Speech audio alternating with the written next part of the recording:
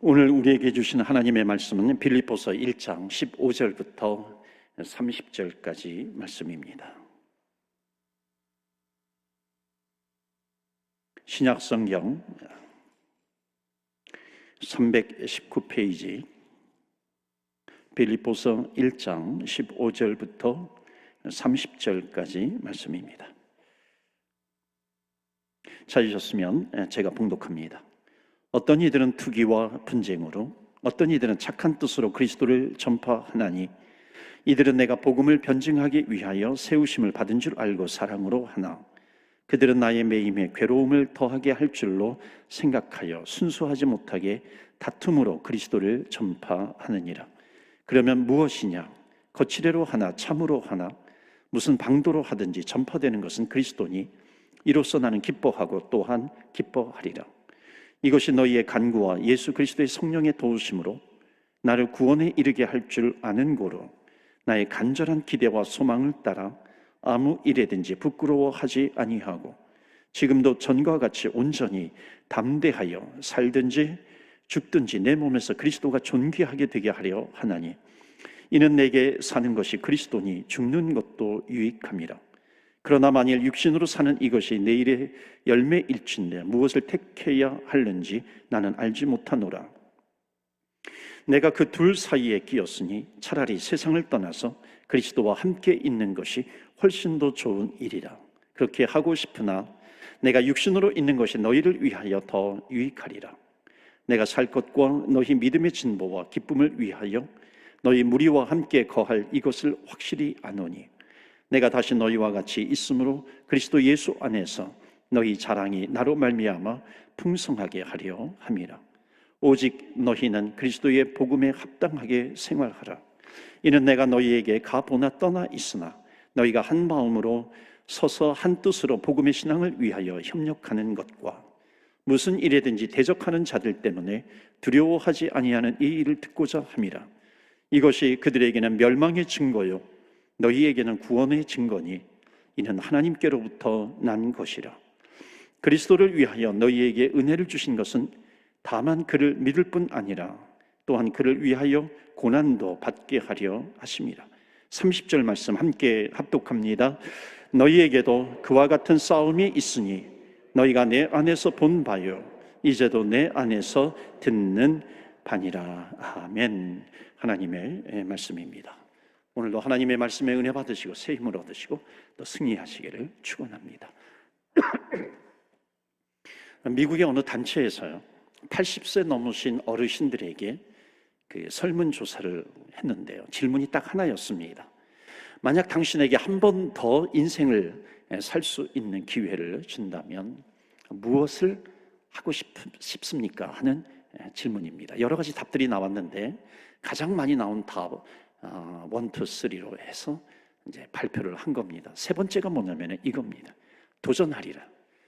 그러니까 내가 그때 왜 내가 도전하지 못했는가 후회가 되는 일들이 있는데 다시 인생을 한 번 더 살 수 있는 기회가 된다면 도전해 보겠다 하는 겁니다. 젊은 분들은 좀 귀담아 들을 수 있는 그런 내용이기도 합니다. 두 번째로 많이 나오는 내용이 뭐냐면 사랑하리라. 이제 사랑하고 싶은데 보니까 다 떠나고 없는 겁니다. 다시 인생이 나한테 한 번 더 주어진다면 난 죽도록 사랑하겠다 하는 겁니다. 첫 번째로 가장 많이 나온 것이 뭐냐면은 미국 상황이기도 하지만 이겁니다. 나에게 인생이 한 번 더 내가 인생을 살 수 있는 기회가 한 번 더 나에게 주어진다면 나는 영원한 것에 투자하겠다 하는 답이 제일 많이 나왔다는 겁니다.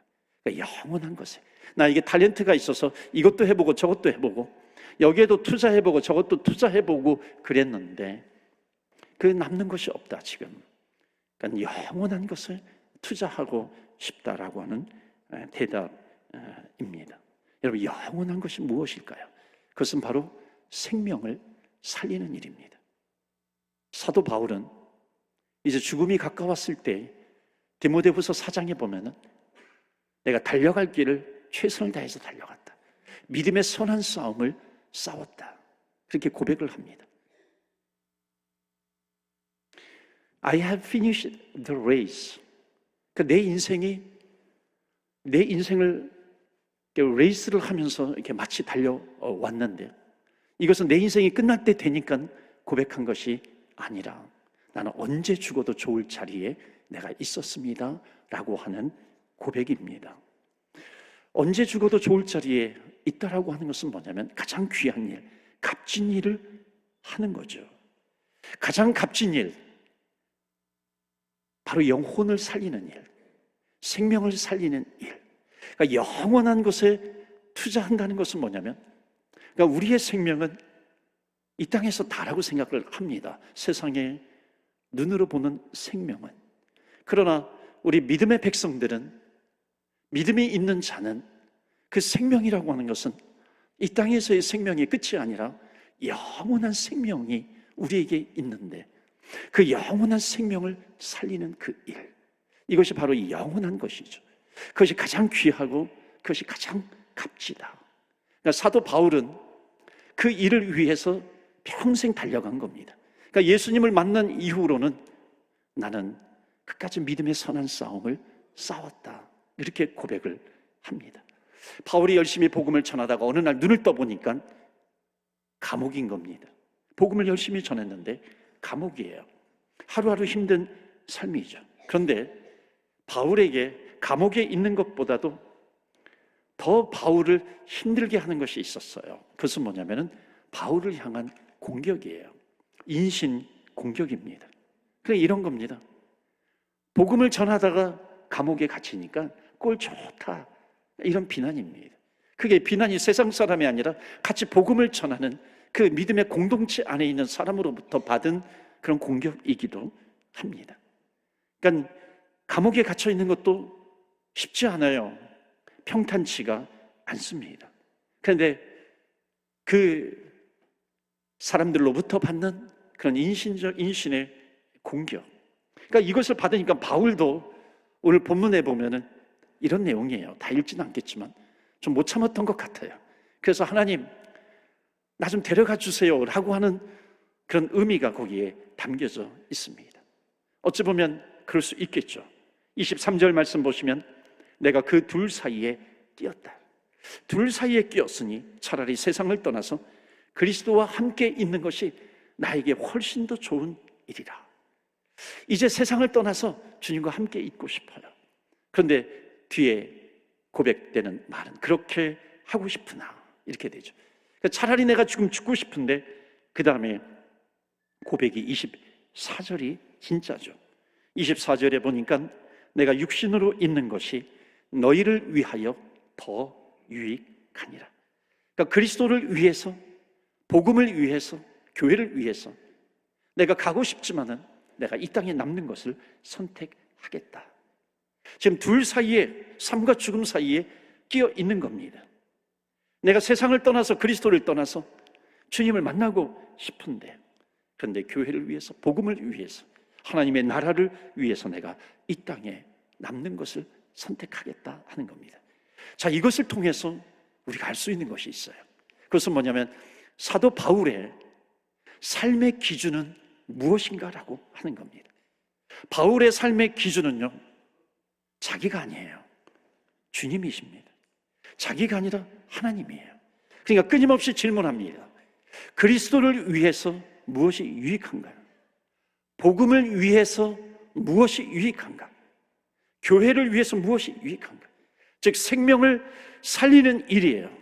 생명을 살리는 것이 무엇인가? 이것이 바울의 선택점의 가장 중요한 포인트입니다. 그러니까 바울은 항상 선택의 기로에서의 기준은 뭐냐면 생명을 살리는 쪽으로 선택을 한다는 겁니다. 그래서 여러분, 교회의 가장 중요한 일은 무엇인가? 구원받은 우리 성도들의 가장 중요한 일은 무엇인가? 그것은 생명을 살리는 일이라는 겁니다. 어느 것이 생명을 살리는 데 유익함이 있는 것인가? 그것이 사도 바울의 가치 기준이 되고 있는 겁니다. 그래서 지금 나는 이 세상을 떠나서 천국에 가고 싶어요. 그렇지만은 내가 여기에 남겠다, 아직도 단지 생명을 연장시키기 위해서 내가 여기에 남아 있겠다, 이것이 아니라 생명을 살리는 일을 해야 되기 때문에 내가 여기에 남겠다라고 하는 겁니다. 그래서 오늘 우리에게 주시는 첫 번째 메시지는 이거예요. 우리 한번 다 같이 읽어볼까요? 시작. 믿는 자의 선택의 기준은 생명을 살리는 일입니다. 믿으십니까? 아멘. 생명을 살리는 것이다. 그러니까 영원한 것이 무엇이에요? 내 인생 다시 산다면 영원한 것을 투자하겠다. 인생을 다 살고서 고백한 내용이잖아요. 이게 허투루 그냥 하는 얘기가 아니죠. 대충 하는 얘기가 아니죠. 인생을 살다 보니까 무엇이 가장 중요한가 하는 것을 내가 깨달았다는 겁니다. 생명을 살리는 것, 영원한 것, 그것이 남는 것이니까. 그래서 두 번째 주시는 메시지는 뭐냐면 이겁니다. 다 같이 읽어볼까요? 두 번째 메시지, 믿는 자의 선택의 기준은 주님의 기쁨입니다. 우리 다 같이 읽을까요? 시작. 믿는 자의 선택의 기준은 주님의 기쁨입니다. 내가 선택하는 것에 있어서 내 기쁨이냐, 주님의 기쁨이냐, 두 가지를 놓고 내가 선택을 해야 된다면 나는 주님의 기쁨을 선택하겠다 하는 겁니다. 자, 바울이 생명을 살리는 복음을 전하는데 바울이 재미있는 말을 합니다. 15절 보세요. 15절에 보면 참 중요한 내용인데요. 다 같이 읽을까요? 시작. 어떤 이들은 투기와 분쟁으로, 어떤 이들은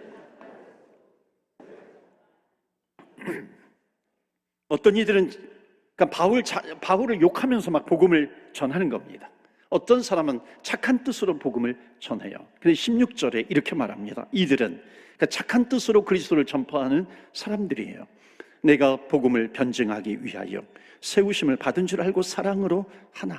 그러니까 사랑으로 전파합니다. 자, 17절 보세요. 17절 보시면 그들은 투기와 분쟁으로 하는 사람들이에요. 나의 매임의 괴로움을 더하게 할 줄로 생각하여 순수하지 못하게 다툼으로 그리스도를 전파하느니라. 그러니까 바울이 복음을 전하다가 감옥에 gat혔는데 이런 거예요. 그러니까 바울처럼 복음을 전하면 안 돼, 이러는 겁니다. 그러니까 바울은 복음 때문에 지금 감옥에 갇혔는데 지금 뭐 위로해 주기는커녕 지금 비난을 받고 있는 겁니다. 마음이 아픈 거죠. 그러니까 바울에게는 상처가 되고 있습니다. 그러니까 바울은 이런 사람들을 이끌어서 지금 뭐라고 얘기하냐면 투기와 분쟁으로 복음을 전한다. 이제 바울이 감옥에 갇혔잖아요. 그러니까 어찌 보면 바울이 복음을 전하는 데 있어서 초대교회에서 위대한 사도로 막 인정을 받는 것 같아요. 이제 바울이 감옥에 갇혔으니까 이제 우리가 인정을 받을 때야. 그래서 투기와 시기와 그런 분쟁으로 복음을 전한다라고 하는 거죠. 근데 바울이 뭐라고 얘기하냐면 바울이요, 참 대단한 사람입니다. 그 자기를 향해서 시기하고 비난하는 사람들을 향해서 뭐라고 하냐면 그들도 나름대로 복음을 전하고 있다는 겁니다. 그러니까 어떤 사람들은 지금 나와 마음을 같이 해서 복음을 같이 전해요. 똑같은 마음으로. 어떤 사람은 자기를 비난하는 사람들이 있어요. 그러니까 지금 두 종류의 복음이 전파가 되고 있어요. 그런데 바울은 지금 어떤 논리를 피고 있냐면 상황은 최상이 아닙니다. 욕하는 사람도 있어요. 그리고 서포트하는 사람도 있습니다. 여기에서 바울은 최선을 끄집어내고 있는 겁니다. 그 바울의 기막힌 논리가 바로 18절입니다. 18절 보실까요? 다 같이 읽겠습니다. 시작. 그러면 무엇이냐? 거칠애로 하나, 참으로 하나, 그리스도니 기뻐하고 또한 기뻐하리라. 아멘. 그러니까 지금 사도 바울이 기뻐하는 이유가 뭡니까? 지금 그 사람이 나를 욕하고 있는데 그 사람이 나를 욕하는 것 때문에 내 마음이 상하지 않는다는 겁니다. 속상하다고 땅을 치고 있는 것이 아니에요. 너 이런 말을 해서 잘못한 것을 골라가지고 메모해가지고 기억하고 새기고 그러다가 나중에 내가 콧대 한번 꺾어줘야지 그러는 게 전혀 아닙니다. 그러니까 바울은 뭐냐면 그렇게 하든지 저렇게 하든지 지금 다 예수를 전하고 있는 거야. 복음을 전하고 있는 거야. 그 그리스도가 드러나는 것 때문에 나는 기뻐하고 나는 기뻐한다. 여러분 얼마나 기막힌 고백이에요. 바울은 지금 최상의 조건이 아닙니다. 그런데 고마운 것은 다른 방도라도 복음을 전하고 있으니까 나를 위해서 욕해요.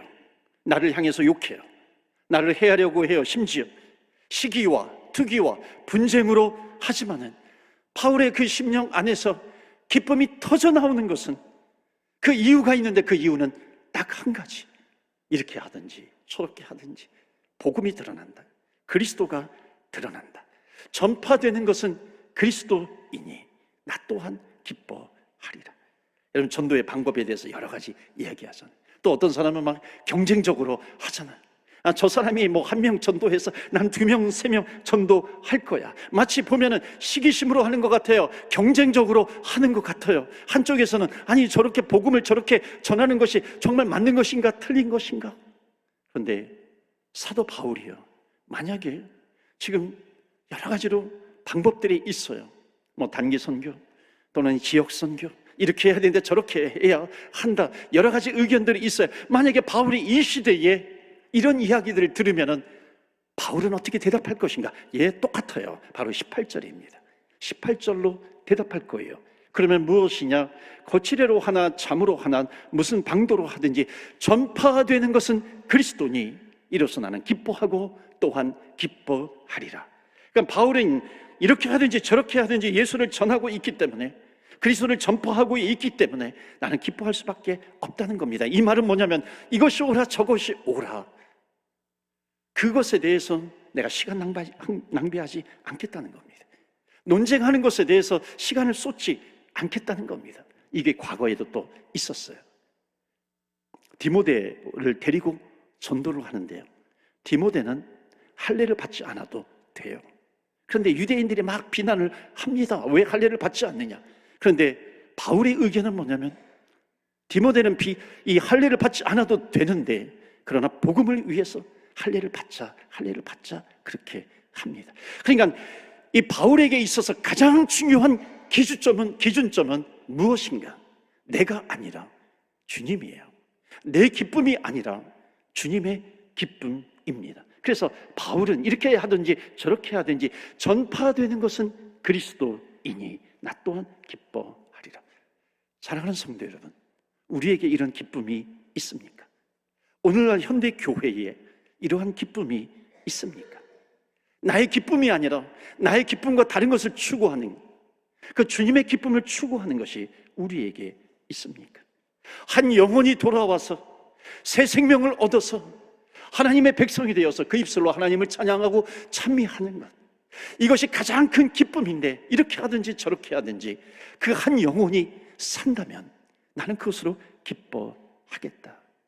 여러분, 우리가 인생을 지금까지 살아오면서 우리의 기쁨, 나의 기쁨을 얻기 위해서 얼마나 많은 인생을 살아왔습니까? 이제는요, 우리는 주님의 기쁨을 위해서 살아야 할 때입니다. 성경은 그런 사람을 크리스찬, 그리스도인이라고 부르는 겁니다. 그러니까 믿는 자들의 선택의 기준은 뭐냐면, 첫 번째, 영혼, 생명을 살리는 일이고, 두 번째 선택의 기준은 내 기쁨이 아니라 주님의 기쁨을 구하는 것입니다. 그러한 저와 여러분 되시기를 주의 이름으로 축원합니다. 아멘. 그러기 위해서 세 번째 선택의 기준은 복음을 위해서 협력하는 것입니다. 복음을 위한 협력이냐 아니면 분열이냐, 나는 협력을 선택하겠다 하는 겁니다. 27절 말씀 우리 다 같이 한번 읽어볼까요? 27절, 빌립보서 1장 27절입니다. 그 다음 거 좀 넘겨주시겠어요? 빌립보서 1장 28절 앞에 27절 없나요? 제가 읽어드릴게요. 오직 너희는 그리스도의 복음에 합당하게 생활하라. 이는 내가 너희에게 가보나 떠나 있으나 너희가 한 마음으로 서서 한 뜻으로 복음의 신앙을 위하여 협력하는 것과. 그러니까 바울은 복음을 위해서 한 마음과 한 뜻으로 협력하는 것을 선택해라 말씀하고 있는 것이죠. 여러분, 복음 사역이라고 하는 것은 전도, 선교하는 것을 말하는 것입니다. 전도를 할 때 어떤 마음으로 해야 되는가? 한 마음으로 하는 겁니다. 그러니까 믿지 않는 사람을 전도하는 것. 여러분, 교회가 이것만큼 중요한 사명이 어디 있습니까? 물론 우리 교회가 올해 표어가 가족과 이웃과 열방을 그리스도께로라고 하는 표어를 붙들고 올 한 해를 달려가고 있지만, 이런 표어가 없다 할지라도 하나님께서, 예수님께서 교회를 세워주시고 교회의 가장 중요한 사명이라고 하는 것, 그것은 무엇입니까?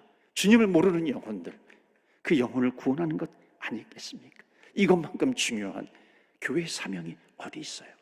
한 마음 한 뜻으로 복음의 신앙을 위해서 협력을 해야 되는데 그 협력이 안 되는 이유가 무엇인가? 여러분, 왜 협력이 안 되는지 아십니까? 그러니까 협력이 안 된다는 건 갈등이 있다는 겁니다. 그러니까 갈등이 있다라고 하는 것은 뭐냐면 자기의 뜻이 맞는 거거든요. 자기의 의견이 맞는 겁니다. 특히요, 세상 사람들은 그냥 막 이런저런 방법으로 막 풀기도 해요. 그런데 교회 신앙 공동체 안에서는 그게 왜 더 꼬일 수 있냐면 양쪽 다 하나님의 뜻이라고 생각하기 때문에 그렇습니다. 많은 문제들이 여기에 걸쳐 있어요. 그러니까 A라고 하는 사람도 이게 하나님께서 나에게 주신 하나님의 뜻이야. 그러니까 B라는 사람은 무슨 뜻이야? 무슨 소리야? 하나님께서 나에게는 이런 계획을 주셨는데 이게 하나님의 뜻인데, 여러분 보세요. 다 나쁜 의도는 아닙니다. 둘 다 좋은 동기가 있어요. 주님의 뜻을 따르고자 하는 겁니다. 그러니까 나는 이것이 하나님의 뜻이라고 생각을 하니까는 내 신앙의 양심상 그것을 버릴 수가 없는 겁니다.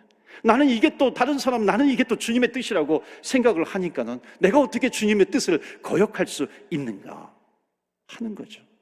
이것은 하나님의 영광을 위한 거야. 아니야, 이것이 하나님의 영광을 위한 거야.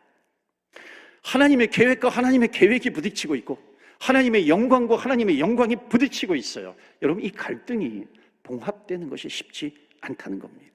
여러분, 이런 일들이 많죠. 무슨 선교를 먼저 해야 된다, 지역 선교를 먼저 해야 된다, 땅끝 선교를 먼저 해야 한다, 뭐 자녀 세대를 먼저 해야 된다, 노년 세대를 먼저 해야 된다, 뭐 구제를 하는 데 있어서도 고아를 먼저 해야 된다, 과부를 먼저 해야 한다. 여러분, 이것이 다 하나님의 뜻 아니겠어요? 다 기도하고 응답받은 겁니다. 주님을 사랑하는 마음으로 하는 거죠. 그러니까 교회 안에서 일어나는 그 갈등의 유행 문제들이 바로 이런 유행들인 겁니다. 그러니까 빌립보, 그렇게 훌륭하고 좋은 빌립보 교회 안에도 이런 일들이 일어난 거예요. 하나님의 뜻대로 살아요. 하나님의 뜻대로 살고 싶은 겁니다. 그런데 문제는 뭐냐면 그 방도, 방법이 달랐던 겁니다. 사도 바울을 예로 들면 사도 바울이 지금 복음을 전하다가 감옥에 갇혔습니다. 그러니까는 한쪽에서는 감옥에 갇혔지만 계속 선교 후원금을 보내자. 두 번째는 이제 감옥에 갇혔으니까 복음을 전하지 못하니까 중지하자. 또 한쪽에서는 기도만 해주자. 참 아이러니하게도요, 복음 사역을 잘 하기 위한 건데 그것이 복음 사역을 막고 있는 겁니다. 이 의견 저 의견 때문에 복음 사역을 잘 하자고 내놓은 의견 때문에 정작 복음이 멈추어져 버리는 거예요. 이것이 오늘날 현대 교회에 얼마나 많이 일어나고 있는 것인가. 이 일을 하자고 하는 저 그룹, 저 일을 하자고 하는 저 그룹 때문에 오히려 다 좋은 것이잖아요. 사랑으로 하는 것이고 그리스도의 뜻, 하나님의 뜻을 이야기하는데 보니까 이 일도 안 되고 저 일도 안 되는 겁니다. 이런 것이 현대 교회들 안에서 얼마나 많이 일어나고 있는 것인가. 복음을 전하는 것 때문에 오히려 복음이 멈추어져 있는 오늘날의 교회 안에서의 그 슬픈 이야기들이 얼마나 많이 나타나고 있는 것인가. 자, 이것을 전해드린 사도 바울은 강하게 오늘 결론처럼 말하고 있는 것은 뭐냐면은 한 마음 복음을 위해서 한 마음 한 뜻을 갖는 것이 중요합니다. 그렇다면은 한 마음 한 뜻을 갖는 것이 무엇인가? 어떻게 그것을 가질 수 있는 것인가? 그 마음을 성경은 이미 말씀하고 있어요. 그것은 뭐냐면 삼위일체 하나님을 통해서 계속해서 우리에게 말씀하고 계시고 두드리고 계시는 것이 뭐냐면은 성부 하나님, 성자 예수님, 성령 하나님. 신학적으로 보면 위격이 다르지만은 본질상 하나이다라고 하는 겁니다. 여러분, 가만히 보면 성경을 보면은 성부 하나님은 성자 예수님을 끊임없이 높여줘요. 세상의 모든 만물들이 성자 예수님, 그 예수님 독생자 예수님의 발 아래에 무릎을 꿇게 하셨다. 그러면서 성자 예수님은 끊임없이 높여줍니다. 성자 예수님은 나에게 영광을 돌리는 것이 아니라 하나님 아버지께 영광을 올려드리라. 하나님 아버지를 높여 올려드리고 있는 겁니다.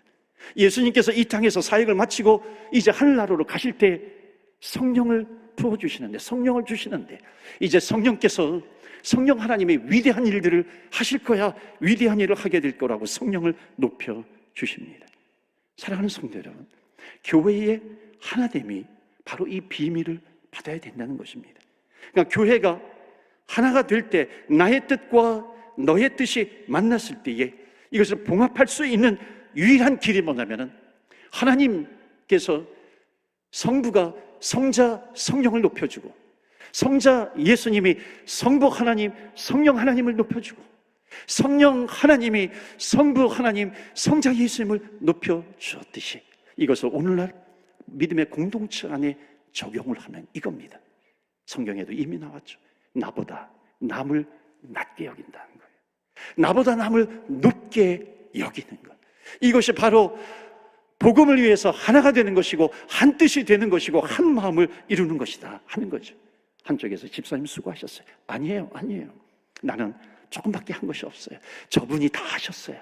저분이 다 하셨는데 나는 그냥 마지막에 그냥 이렇게 조금만 도와줬을 뿐이에요.